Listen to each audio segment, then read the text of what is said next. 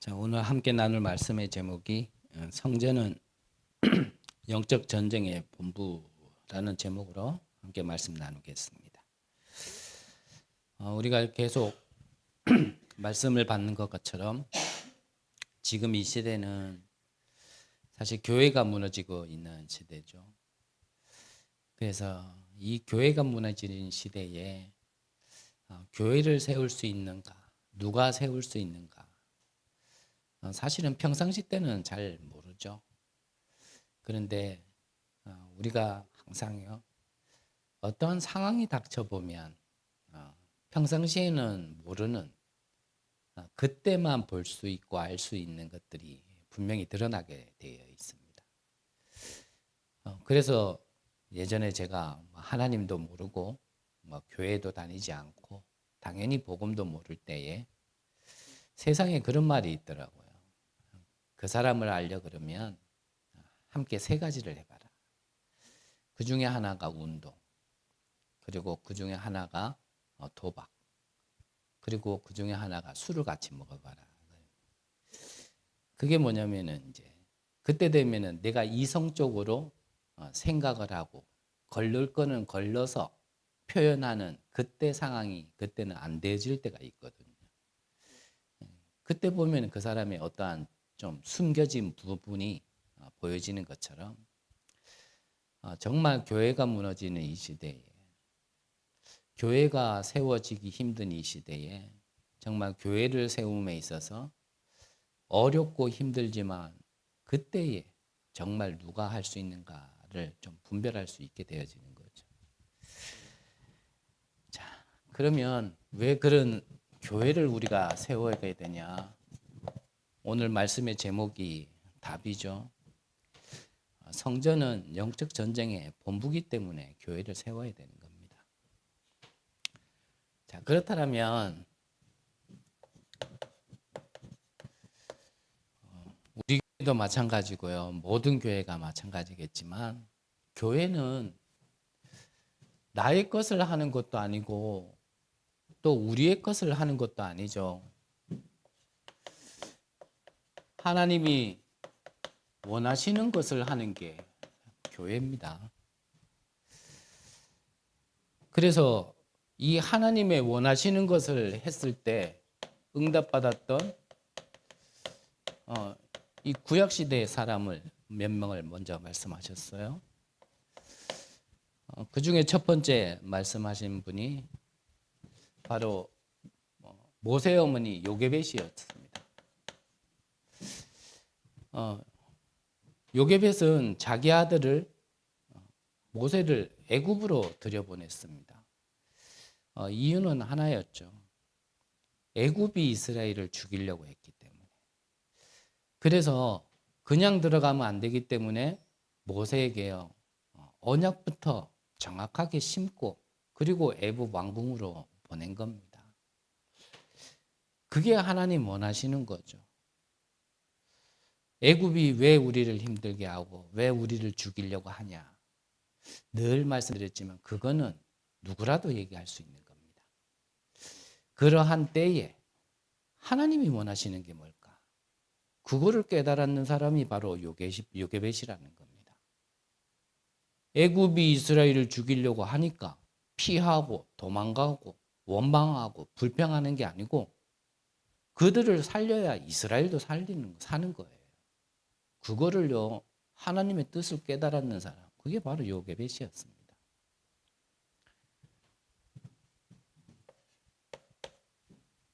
또 누구를 얘기했냐면 오바다를 얘기했습니다.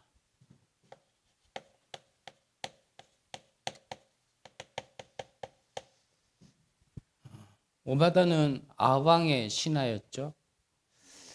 하지만 한편으로는 엘리야의 제자기도 했습니다. 그런데 이런 오바다가요, 자기가 섬기는 왕이 하지 말라 그러는 것을 했어요. 그게 뭐냐면 선지자를 50명씩 나눠가지고 몰래 숨겨가지고요, 그들을 먹이고 그들을 살린 겁니다. 당연히 왕이 알면은 안 되겠죠. 또 왕이 알면 얼만큼 신임을 받고 있는 신한지는 몰라도 아마 아무리 신임을 받고 있다 하더라도 아마 죽음을 면치 못하지 않았을까. 그런데 그 시대에 선지자를 다 죽이는 시대였기 때문에 선지자를 살리는 하나님의 뜻을 알고 하나님의 원하는 것을 선택했던 오바다라는 겁니다. 그래서 우리가 하나님이 원하시는 것을 할 때는요, 우리가 계산하면은 절대 할 수 없어요. 조건 보고 환경 보면은 절대 할 수 없는 게 하나님의 것입니다. 그래서 하나님의 것을 할 때는 우리에게 분명히 그렇게 해야 될 이유를 언약으로, 말씀으로 찾아야 되는 거고요. 한편으로는 내 살고 죽음도 생사화복이 하나님 손에 있는 거기 때문에 그거를 하나님께 맡기고 믿음으로 선택하지 않으면 사실은 못하는 거죠.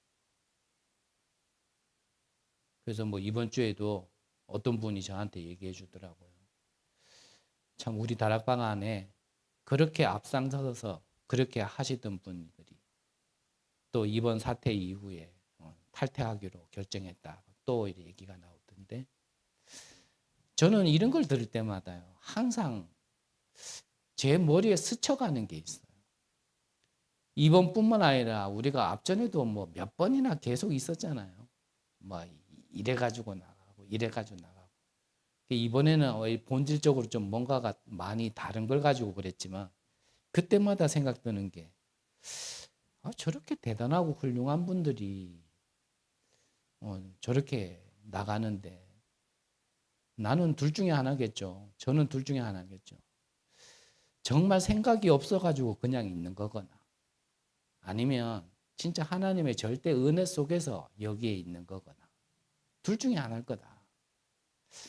저런 분들도 저렇게 훌륭하고 똑똑하고 중심이 있고 진짜 어떻게 보면 세상의 열심이 아니라 하나님에 향한 그 열심이 있는 분들이 그렇게 또 간다라는 걸 보면 뭐 그게 나쁜 거다 그런 개념이 아니라 저런 분들도 저렇게 가게 되는데 나 같은 게 어떻게 있게 될까?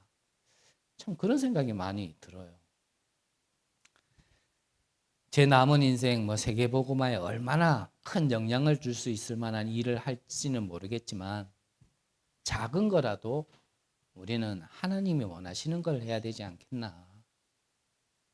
그걸 함에 있어서 내가 이거 하다가 어려움을 당하면 어떨까? 내가 손해보면 어떡할까? 손가락질 받으면 어떡하고? 누구한테 욕을 들으면 어떡하고? 그런 거 생각해가지고는 절대 할 수 없을 거라고 저는 생각합니다. 그래서 다른 부분은 제가 얘기할 수는 없지만 그분들 머릿속에 아마 그거는 조금 있지 않았을까? 조금 계산이라는 게. 어떤 이익국 이런 걸 계산하기보다는 좀 수를 놔보지 않았을까? 그 결과로 따로 하는 게 낫겠다라고 생각을 하셨으니까 그렇게 했겠죠.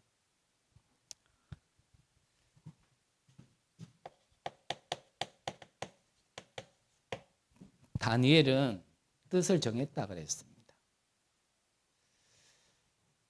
우리가 아무 근거 없이 뜻을 정하면 그거는 진짜 바보고요. 우리가 지금까지 말씀을 받았고 그 말씀 속에서 우리가 무엇인가 보여지고 찾은 언약이 있다라면 뜻을 정하는 겁니다.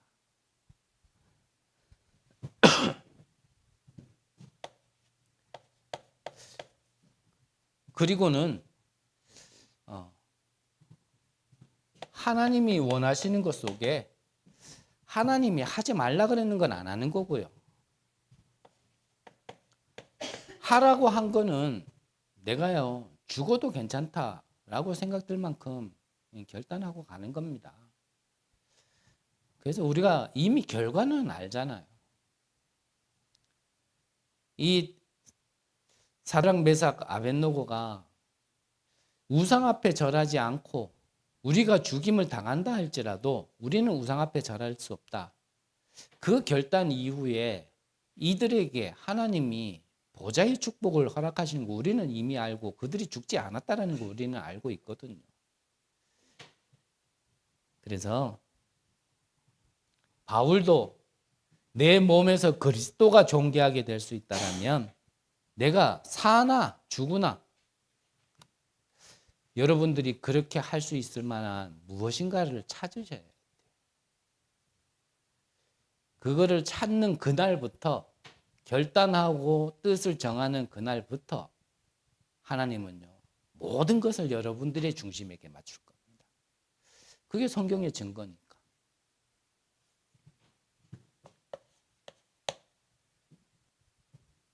그래서 예수님의 가르침도요, 뭐 다른 거 아니었잖아요.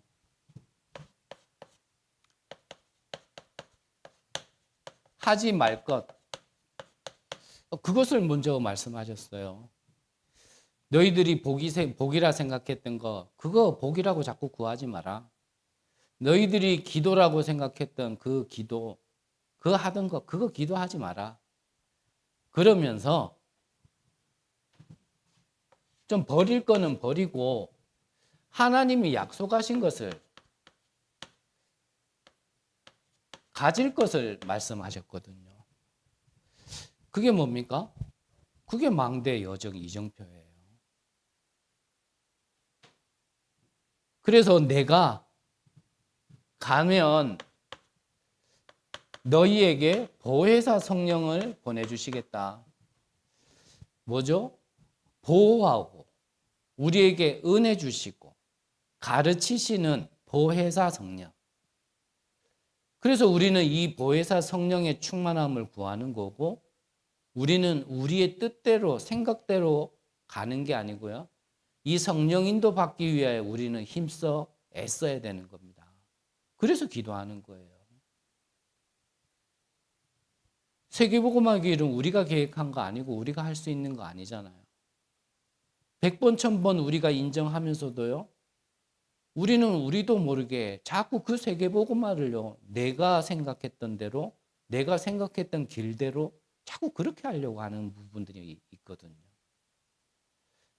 그래서 다시 말씀드리지만 저는 나가신 분들 뭐라 하고 싶지는 않아요.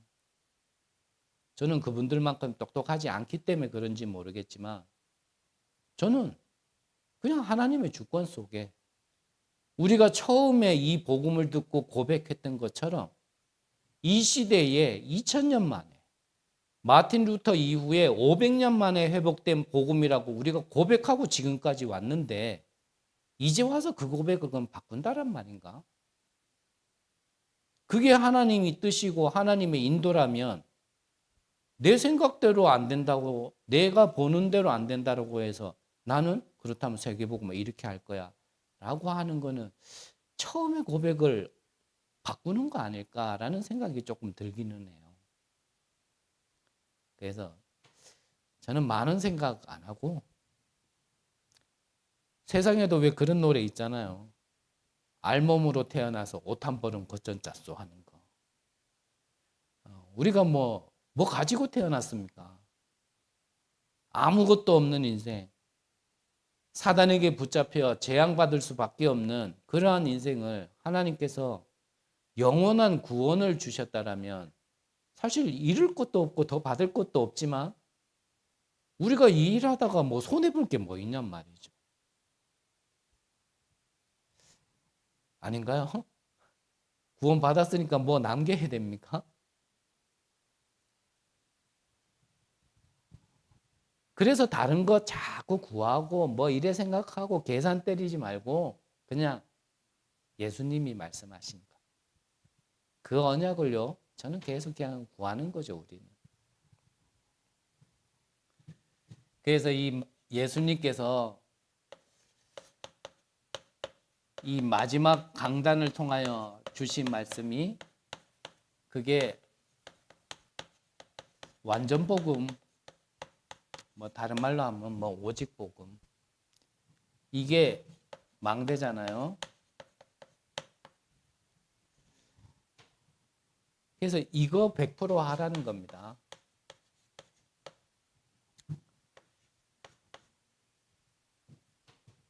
그리고 우리가 가는 길, 완전한 여정, 이거 100%. 그리고 완전 이정표.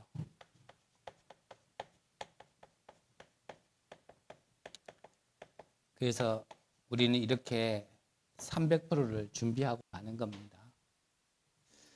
그래서 여기서 뭐 우리가 받은 말씀대로 적용한다면 전문성, 그리고 우리의 세계화, 시스템, 이 안에 다 있는 거죠. 우리 능력으로는 다시 말씀드리지만 할 수 없고요. 만들 수 없습니다.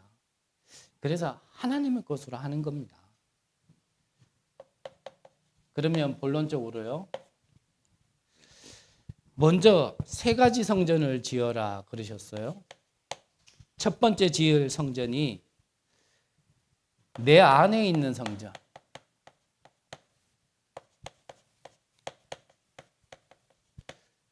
그래서 뭐 말이 어려울 수는 있겠지만 내가 구원받은 하나님의 자녀로 먼저 이 성전의 축복이 되도록 우리는 그것이 첫 번째겠죠.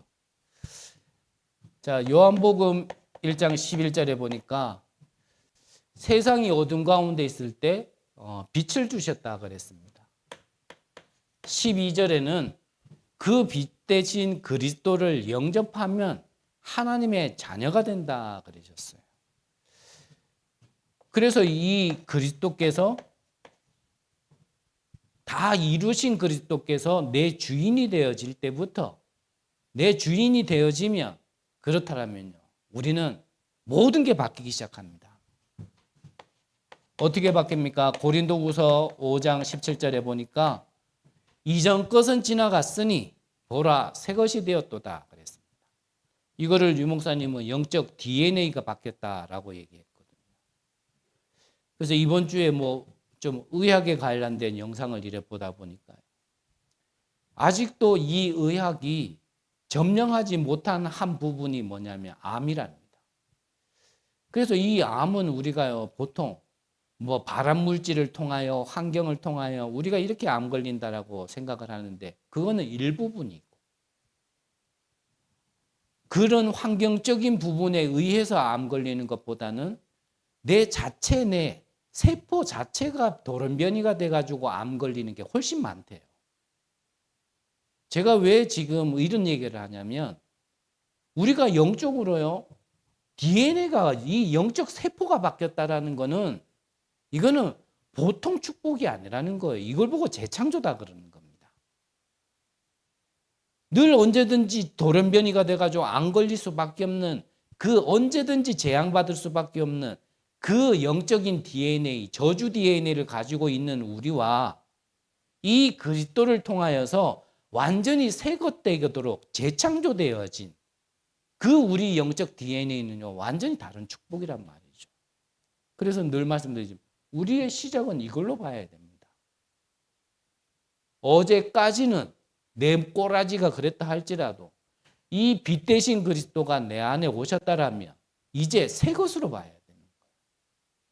무엇부터요? 내 자신부터 그렇게 볼 수 있어야 사실은요 남들도 그렇게 보이기 시작합니다. 내가 맨날 거지같이 살아보면요 온통 거지밖에 안 보여요. 내가 도둑놈으로 살면요 온통 도둑놈밖에 안 보입니다. 많은 얘기는 드릴 수는 없지만요. 제가 중국에 있을 때 상해에 다락방을 하러 가는데 횡단보도 건너려면 이쪽 편 저쪽 편 이제 신호를 기다리고 있잖아요. 우리 일행은 이제 이쪽 편에서 같이 기다리고 있고 맞은편에 사람들도 기다리고 있는데 내 눈에 한 사람이요 좀 이상하게 보이는 거예요. 뭔가요 이렇게 몸짓 움직임이 아우라가 뭔가 조금 달라요. 그래가지고 신호가 바뀌고 이래 서로 딱 스쳐가는 그 타이밍에 그 사람을 계속 이래 좀 주시했더니 우리 팀 중에 한 사람이요 좀 덜렁덜렁 하면서 앞에 먼저 가는 거예요. 먼저 가는 그 사람 주머니에 있는 휴대폰을 딱 훔치는 걸 제가 본 거예요. 그래가지고 저 사람 저럴 거다라고 생각했는데 아니나 다를까 그 사람이 딱 이렇게 훔치길래 그 자리에서 바로 내가 손목을 잡아가 그 사람을 잡았죠. 도둑을. 그래 저는 중국말을 할 줄 모르니까 그 도둑한 걸 딱 잡고 우리 일행 중에 중국말로 이제 그 사람하고 막 얘기하더니 나중에 뭐 좀 들어보니까 미안하다. 정말 미안하다. 좀 봐주면 안 되겠냐. 이런 말을 오고 왔다 그러더라고요. 그래서 그 중에 조금 좀 나이가 어린 여자애가 한 명이 있었는데 그 장면을 보더니 저보고 뭐라 그러냐면 한국말로 오빠 멋있어요.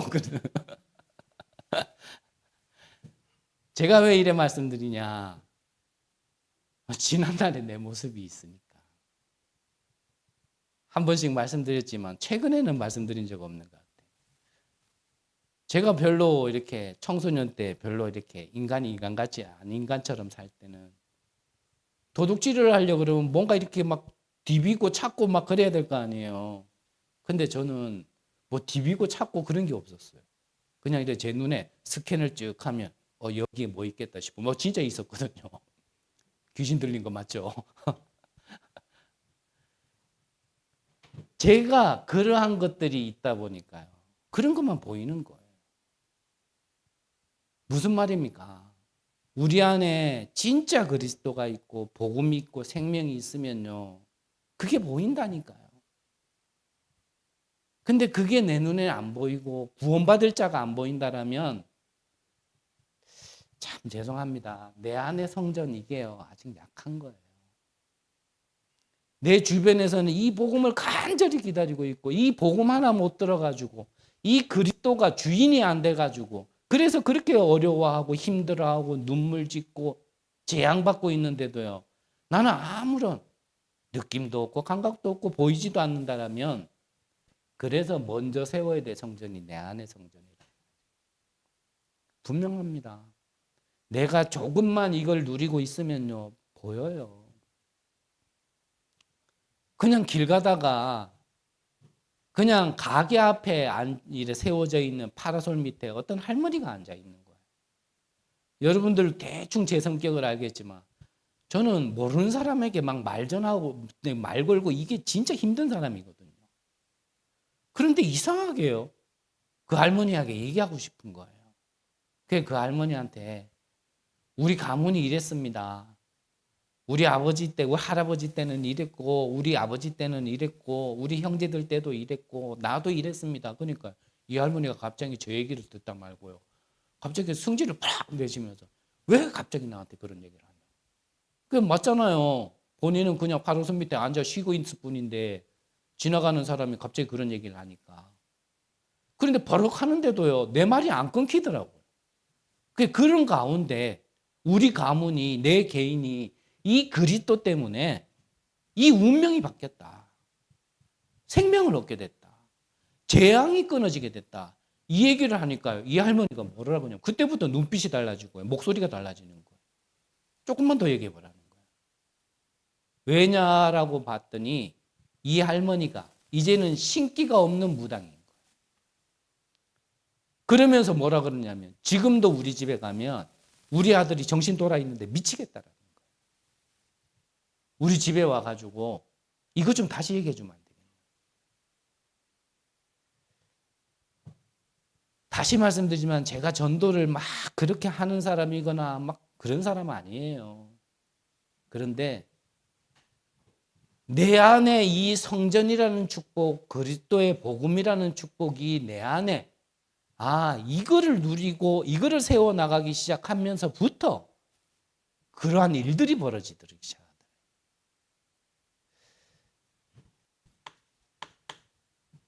그래서 우리가 이 그리스도를 받아들일 때는요. 내 안에 손님이 아닙니다. 나는 죽었고 내 안에 그리스도께서 사시는 겁니다. 내가 살아가지고는요. 구원은 은혜로 받았는가 몰라도요. 사실은 이전에 있었던 그 패턴 사이클링에서요. 절대 벗어나지 못합니다. 그걸로 참 이렇게 표현하면 죄송합니다. 여러분들이 이전에 했던 걸로 만약에 세계복음화 할 수 있다 생각했으면 벌써 경주복음화, 세계복음화 안 됐겠습니까? 만약에 혹시나 그렇지라고 조금이라도 생각된다라면 이제는요 주인으로 모셔야 해요. 나는 그리스도와 함께 십자가에 못 박혀 죽었고 이제 내 안에 사는 것은 그리스도 것이라. 이제 내가 사는 것은 나를 사랑하사 자기 몸을 버리신 그리스도 안에서 사는 것이다. 네, 주인 바꿔야 됩니다. 구원을 못 받았다는 얘기가 아니라니까요. 주인을 바꿔야 돼요. 아직도 내가 주인 돼 있어요. 오늘따라 자꾸 말이 하고 싶어요. 한 현장에서요. 방학 기간에 아르바이트하러 온 친구가 있었어요.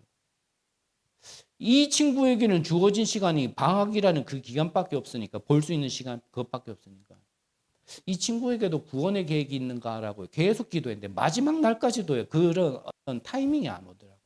근데 마지막 날이었어요. 원래 사장하고 같이 출퇴근하던 친구인데 그날따라 너무 바빠 사장이 못 태워주게 된 거예요.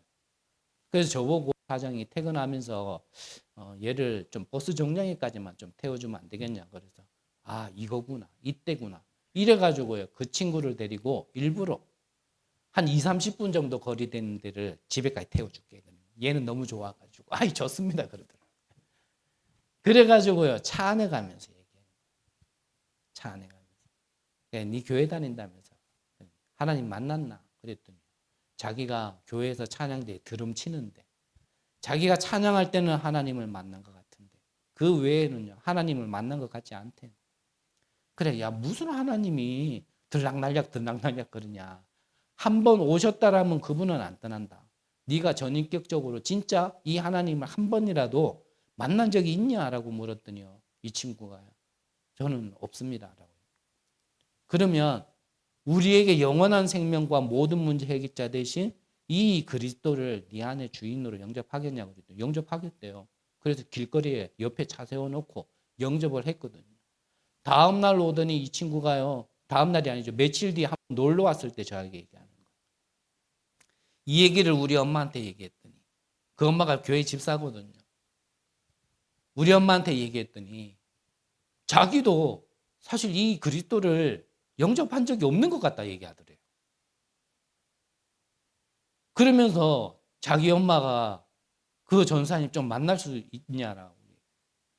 그래서 만날 수 있다라면 만나는 거는 문제되지 않는데 과연 만날 수 있겠냐. 네가 오늘 먼저 가가지고 이거 한번 해봐라. 동그라미 3개. 우리 복음편지 7강에 나와 있는 거 있죠. 사단이 주인, 내가 주인, 하나님이 주인. 그것 가지고 다시 한번 정확하게 얘기해봐라 그랬더니 그 엄마가 두 번째 걸 짚더래요. 내가 주인. 좀 말이 길었습니다만 우리가요 내 안에 먼저 이 성전을 세운다라는 게 사실은 너무나 중요하고요. 사실은 이게 전부입니다. 이거 다른 말로 하면 개인복음하잖아요. 개인복음. 저는 이거 없을 때는요. 전도하러 나가고 캠프하러 나간다 하더라도 조만한 구멍가게 사장한테도 복음 전하는데 그 사람 눈빛이요. 아이고 참 니나 잘 살아라. 이런 눈빛 보내니까 나는 내가 주눅 들어가지고요. 복음 못 전하겠더라고요. 그런데 이게 조금 내 안에요. 세워지기 시작하면서부터는 뭐 좀 사장 만나도요. 뭐 사장이면 뭐하냔 말이에요. 지금 하나님 떠나 재앙이 숨은 재앙이 있는데 겉으로는 뭐 잘 사는 것 같죠. 그렇지 않더라고요. 솔직한 말로. 말하지 못하고 있어서 그렇지. 말해도 자기 체면도 있고 뭐 답도 못 주니까 말 안 하고 있어서 그렇지. 사실은요 속으로요 막 어마어마 말할 수도 없는 문제를 다 가지고 있더라.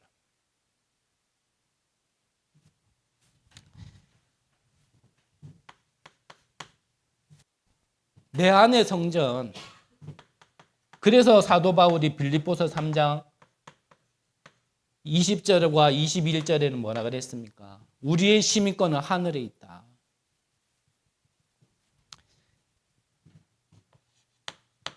의도치 않게 시간이 다 가버렸는데 두 번째로 세워야 될 우리의 성전은요. 이 현장에 있는 성전입니다. 그래서 여러분들 계속 기도하세요. 여러분들의 현장에 이 다락방 시장이요. 현장에 교회 세우는 겁니다. 성전 세우는 거라니까요. 그 성전이 오늘 제목이 뭐라고요? 영적 전쟁의 본부. 여러분들의 현장에 이 본부를 세워야 돼요. 저하고 말씀 나누자 아닙니다. 저하고 하기 싫으면 여러분들이 다락방 시작하셔야 돼요. 저한테 안 들어도 됩니다. 근데 뭐는 해야 되냐면 세계 복음화 하려면요. 이 본부를 세워 놓는 거예요. 여러분들의 현장에. 그래서 우리 교회를 두고 정말 23개 지교회에 한 230개 다락방은 펼쳐져야 그래도 곳곳에 이 현장의 영적 전쟁, 이 본부에 이 교회를 세우지 않겠나. 팀 사역은 뭡니까? 여러분들의 만남에게 이제 이건 전달되어지는 게 교회를 세우는 거라니까요. 미션홈 대부분 뭐 스위트홈만 생각하지 미션홈 생각 안 하거든요. 전문교회 여러분들의 업의 현장을 통하여서 이 성전을 현장에 세워나가는 거예요. 지교회 오기초의 응답을 두고 여러분들이요 지금부터 진짜 한번 진짜 도전하세요. 이게 내게 가까이 있는 세계복음화부터 시작하는 겁니다. 오직 성령이 너에게 마시면 너희가 권능을 받고 어디부터요? 예루살렘부터. 그래서 어디까지요? 땅 끝까지. 마지막으로 세워야 될 성전이 어디입니까? 세계 우상을 막는 이러한 성전을 세워야 됩니다. 그래서 이걸 보고 뭐라고 표현하셨죠? 지금 우리가 예배드리는 예배당이다라고 표현하셨어요. 그래서 이 예배당에서 이 보이는 교회당에서 왜 이 교회당을 세워야 되냐? 여기서 무엇을 해야 되냐? 여기에서요. 문화전쟁을 하는 겁니다. 그래서 사실은 뭐 우리나라에 그렇잖아요. 안 믿다가 믿는 분들이 제일 크게 좀 가정 가문에서 갈등을 빚는 게 사실은 제사 문제잖아요. 여태까지 나도 제사 지내다가 어느 날 갑자기 교회 다닌다고 제사를 안 지낸다.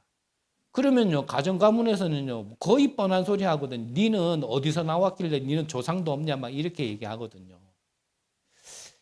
근데 우리가 좀 알아야 돼요. 뭐 이 기독교 문화는 저 서양 종교고 뭐 이거는 뭐 유교는 우리 거다 얘기하는데 그렇지 않습니다. 역사 자료에 보면요. 이 유교가 뿌리 내려지고 제사를 지낸 거는 조선시대부터였어요. 그러면 지금부터 불과요 500년, 600년, 100년밖에 안 됐습니다. 그전에는 이 제사, 유교라는 게 없기 때문에 조상을 두고 제사 지낸다라는 게 뭐 없었어요. 그래가지고요 태조부터 시작해가지고 이거를 중국에 있는 유교를 받아들여서 우리도 이거를 정착시켜야겠다. 그래가지고요 세종 때까지 그거를 백성들에게 가르쳐가지고 그래가지고 좀 뿌리 내려진 게 뭐냐면 제사 문화예요. 원래 뭐 우리 건 줄 아는데 그렇지 않아요. 그 말이 무슨 말입니까? 반대로 얘기하면 지금 우리나라에 이 복음 문화가 들어온 지 한 30년, 40년 지났는데 앞으로 300년, 400년 지나면 우리나라에서는 그러면 이게 제사 안 지내는 게 당연한 문화로 자리 잡겠어요? 그 말이 무슨 말이냐면 그걸 보고 문화전쟁이라 하는 겁니다. 그러니까 사단은요 우상 섬기는 문화는요 쉽게 정착되게 만들어요. 근데 복음 문화는 어떻게든지죠 뿌려진 씨 뿌리 내릴까 봐 그거요 다 주워먹게 만드는 겁니다. 절대 뭐만요 복음만 뿌린데 못 내리도록. 그거 할 수 있는 성전 교회를 얘기하는 겁니다. 누가 할 겁니까? 아닌 말로. 이 복음 문화가 이 한국 땅에 전 세계에 뿌리 내리도록 절이 하겠습니까? 성당이 하겠어요? 교회가 하는 겁니다, 이거는. 그래서 우리는 메이슨 전쟁을 하는 겁니다. 무엇을 만들어 놓고 가느냐예요. 무엇을. 여기에 그래서 우리의 발자취를 남기는 거죠. 훗날에 우리의 후대들이 알 겁니다. 정말 이 복음 때문에 500여 명의 목사님들이 제명, 출교, 뭡니까? 이제 당신은 목사도 아니야. 그러면서 출교 뭡니까? 당신은 구원도 못 받았으니까 지옥 갈 거야. 그게 제명, 출교예요. 제명, 출교를 당하면서 이 복음 운동해야겠다라고 남겼었던 그분들의 발자취, 후대가 나중에 알게 될 겁니다. 여정 중에 이러한 저러한 여러 가지 일들 많았지만 그래도 그 와중에 이런 계산 저런 계산 내가 살고 죽고를 모두 떠나서 정말 이 복음이 남겨질 수 있도록 그 남은 자들의 그 선조들의 믿음을요 후대들은 보게 될 거거든요. 그거를 남기는 거예요. 그래서 앞전에도 말씀드렸죠. 여러분들의 기대 제목을요 좀 메모해 놓으세요. 그것 가지고 이유 있는 언약 붙들고 기도했을 때 후에 하나님이 어떻게 응답하시는지요. 나중에 자료로 남기시라니까요. 뭐 어느 교회 갔더니 뭐 기도 응답 받은 걸 게시판에다가 이렇게 적어 놓더라고요. 물론 다락방 교회는 아닙니다.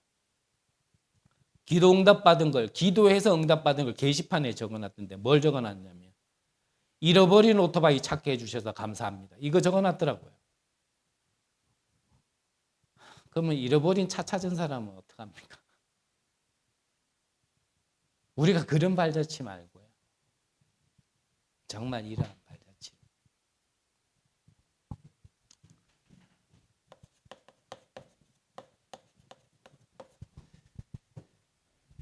결론적으로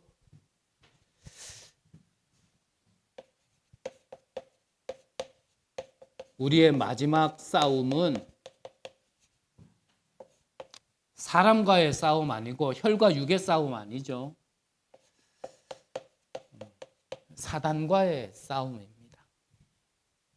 그래서 오늘 성경에 보니까 이 마귀는 괴계, 관계라 그랬거든요. 그러니까 굉장히 영리 있고 굉장히 똑똑한 말 같은데 그걸 통하여서요 속이는 말, 죽이는 말, 너무나 맞는 말인데 그걸로 사람들을 현혹시키는 말. 그게 마귀의 관계입니다. 그리고 이 사단이 누구를 장악했다고요? 정사와 권세자들과 어둠의 주관자들과 하늘에 있는 악의 영들이다 그랬거든요. 그래서 계속 말씀받았지만 저 같은 사람은요 사단이 7배를 와가지고요 휘어잡아도 사실 영향이 안 가요. 근데 저 김정은이 같은 사람 사단이 잡아버리면요 전쟁 나는 겁니다. 그래서 우리 보고 무엇을 입으라고요? 전신 갑주를 입어라. 그래서 전신 갑주 안에 뭐가 있는지는 여러분들도 잘 아시고 시간도 많이 가버렸으니까. 그래서 이 전신 갑주를 입고 성령 안에서 무시로 기도해라.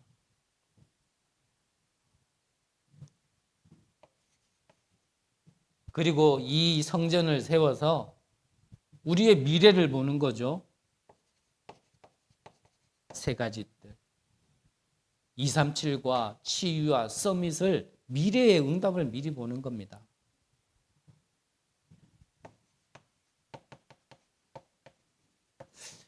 그리고 이 금토일 시대에 후대에게 전달해 줄 수 있는 증거를 먼저 가지는 거예요.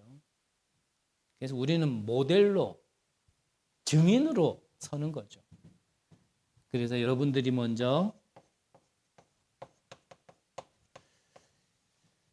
묵상운동의 주역이 되시기 바랍니다. 다른 힘이 아닌 묵상으로 하나님이 약속한 것을 내가 받은 증인으로.